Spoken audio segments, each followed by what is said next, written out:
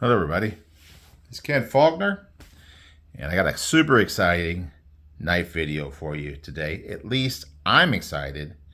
I hope you will be too to see what I got here because, well, it's another Spyderco, obviously. But this is one of those ones, at least for me, that I've always heard about, talked about, just, you know, it's almost like it was on that level where I don't know if I'll ever get one, but man, I would sure love to have one. So, think about it. Spyderco has,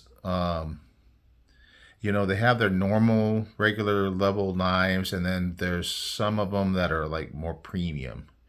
And I'm kind of starting to edge into that more premium category with this one. I do have the Shaman. That's not exactly a cheap knife. And then there are a few others that, they're not the most inexpensive knife around, obviously. But anyway, let's get into it because I am excited. The usual Spyderco box. Very much you see it, you know. If you know, you know. But yeah, this is not your average, at least as far as you tell me if this is just a normal one. I'm not going to believe it if you say it because, I've really been hearing about and wanting to get a Slysz Bowie for the longest time. Now, one funny thing about it is I always thought it was, everybody was saying swish buoy. Like, you shoot a basket with nothing but net, you get a swish. That's what I thought it was. I had no idea. I didn't even realize that the Slysz part, Slysz, was the name of the designer that worked with him on this knife. And yeah, he's a custom maker. So, I mean, that's why this thing is so beautiful. And I wish I could do like the B-rolls, that B-roll where you can do it in the great lighting and the awesome camera and like maybe some like smooth jazz or maybe Polish folk music since he's a Polish maker. He's a Polish knife maker. It's kind of funny that it's a wire clip because a lot of people kind of think that and it is a steel wire clip actually, which I think is really a good thing. I mean, you want spring steel on your clip for it to work well. And if you've seen my channel, I like a wire clip. I mean, I guess I could get an aftermarket clip. I don't know. I'm definitely not changing out these scales because these are very cool. This is the blue. It was a Knife Joy. I believe it's a Knife Joy exclusive drop recently. I know that these are kind of hard to find, but I wasn't really in the market for them. I happened to get hit up by a friend who was selling one. And so, look at the color. That anodized titanium. It's beautiful. So, it was just like, wow, this is an opportunity that I never really thought I would have because I'm not great about chasing down the knives, the really sought after knives that are just kind of hard to get a hold of. So, but I got one. It's here. It's an interesting design. It's got, for one thing, it's a frame lock. Now I have Spydercos that have liner locks, but I think this is the only. No, actually, I had to take that back. I think the little Pochi, I think that's a frame lock too. Also, one thing that's a little unusual about it, not necessarily unusual as far as knives go, but as far as Spyderco goes, is M390 steel. This is my first Spyderco with M390. And then there's the Slysz. I have a friend at work who's Polish, and he goes back there pretty regular. So he speaks the language and all. And I said, how do you pronounce this? Just to make sure that I'm not just butchering it. And I probably am, But anyway, yeah, he said, yeah, Slysz. that I guess the SZ at the end would be the kind of the sound that we would expect from a SH. So yeah, that was good to know to verify, right? Look at the grind lines on that beautiful blade. Bowie shape. So it does have that clip. The hole is, it kind of looks almost odd in this shaped knife, but it is full flat grind. Fairly thin behind the edge. Maybe not as thin as a lot of Spyderco's. It feels a little more robust. I think it definitely cuts. Maybe I'll get out some paper. But yeah, it's just a pretty knife. It's Taiwan, Taiwan. You know, a lot of the more premium ones coming from USA, but this one is a Taichung design. Of course, they make good quality knives for sure. One thing about it is, for sure, this hole is good for the thumb flick. But if you look at the middle finger flick side, you don't have that hole fully exposed like you normally would have on a Spyderco. So that's another unusual thing about it. But I've kind of gotten used to it. I can even do it under the camera, which is amazing. But you kind of have to kind of just position your finger in such a way that you get that fingernail under there. There we go. I failed it, of course, being under the camera. But I've gotten much better at being able to get it out. Yep, of course. But trust me, it's become much easier to do if you get the right position. You know, if you're trying to make it look good for the camera, you got this odd position, but yeah, and you're worried about hitting the camera post and stuff like that. But yeah, beautiful knife. I mean, it's got some really good jumping. Like not sharp enough to be cutting, but for sure aggressive. For sure, feels really good. Just barely fits my hand. Now it, you know, when I got this in hand and I was kind of flicking it around, it really actually reminded me of my McNeese. So let's, well, first off, you know, the other things that are in here are just the regular sticker, and I think this is just the regular paperwork, and then product warranty, regular stuff. So otherwise, there's nothing out of the ordinary, except for that name on the end of the box. Yeah, you can see it right there if it'll focus. SLYSZ. So anyway, let's do that size comparison, because I thought that was really interesting.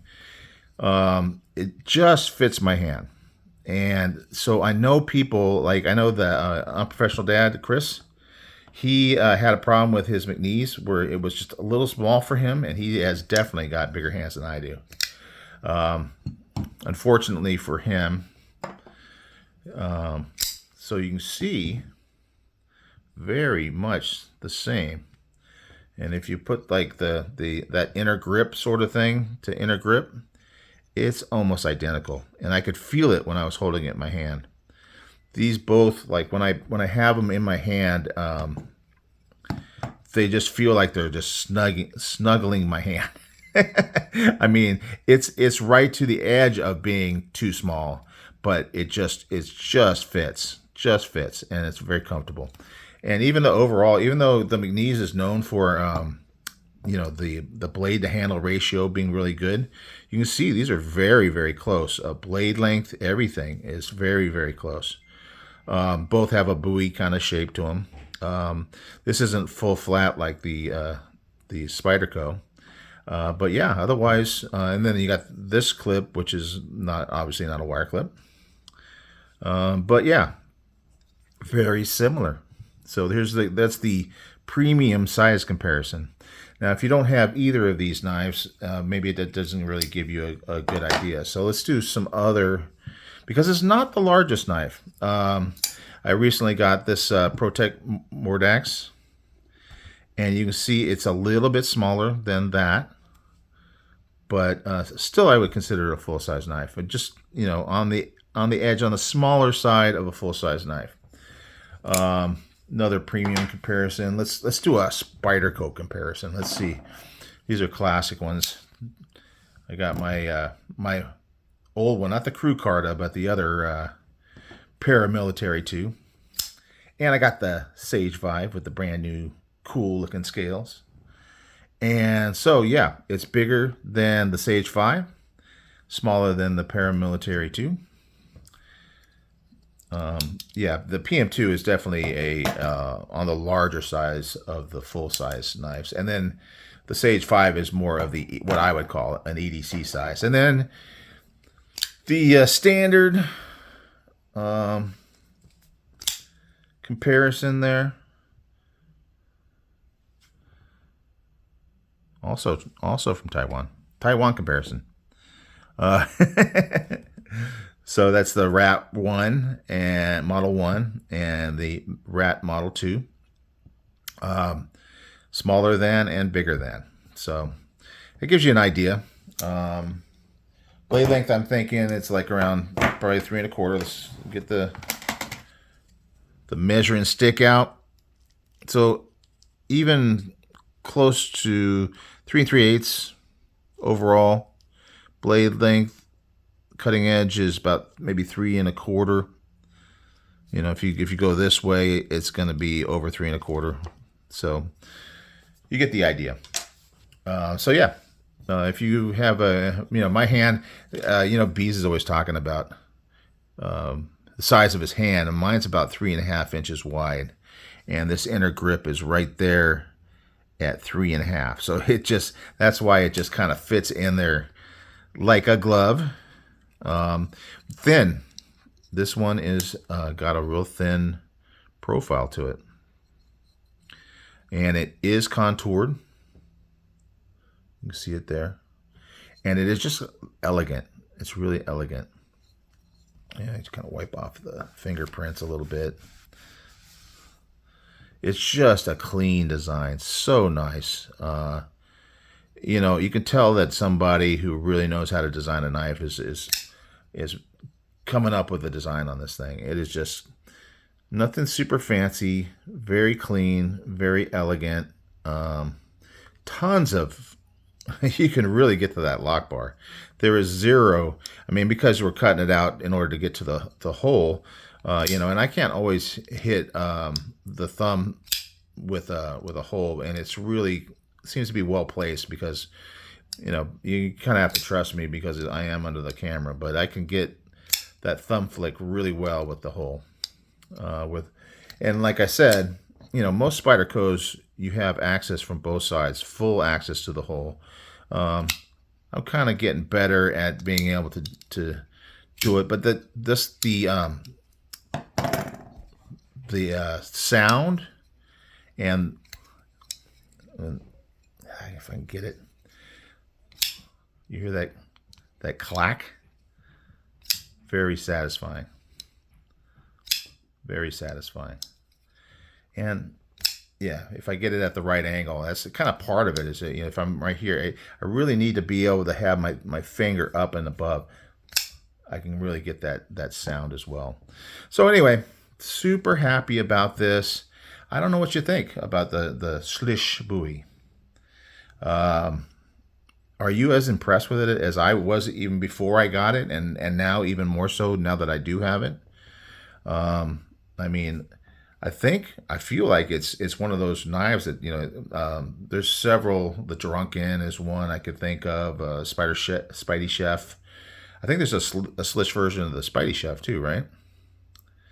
Anyway, I'm really into the Spyderco thing lately. I got that Sage 5, I got the Crew Carta PM2. I've really been into the Spyderco thing. I think we're coming up to needing to do another Spyderco collection video. But I've just been really kind of on the whole Spyderco train of late. And I think I'm going to be looking at some of those ones that I just wasn't really, I always saw them, heard about them, but I really didn't consider adding them to the collection until I got this guy. And now I'm kind of thinking, man, I just want more. I got to pace myself. And then obviously it's going to be after Blade Show because, Maybe I'll be at the booth. Spyderco's always at Blade Show, and they even sometimes have those seconds. Uh, those seem to go pretty fast though, and then always get a cool new catalog. Speaking of the catalog, let's. This sheet is about cut tested out. Yeah. Oh yeah. I mean, that's Spyderco, right? M390. They clearly do that well as well. You know, they know how to make an edge. They know how to heat treat their blades. They are really good. I think this guy's ready to be crumpled up and put in the trash because we got plenty more where that came from, right? Still working on that 2022, I think, catalog. All right. Anyway, guys, that's enough. Just drooling. You know, I have to go get a towel, wipe up all the drool because I really am excited about this knife. So let me know what you think. And yeah, we'll keep going. We're gonna have some other stuff, and we'll definitely in the near future, probably this weekend, I'll break out all the Spydercos, and we'll see where we've gone since the last time I did a Spyderco collection video. All right, guys, you take care, and I will see you on the next one.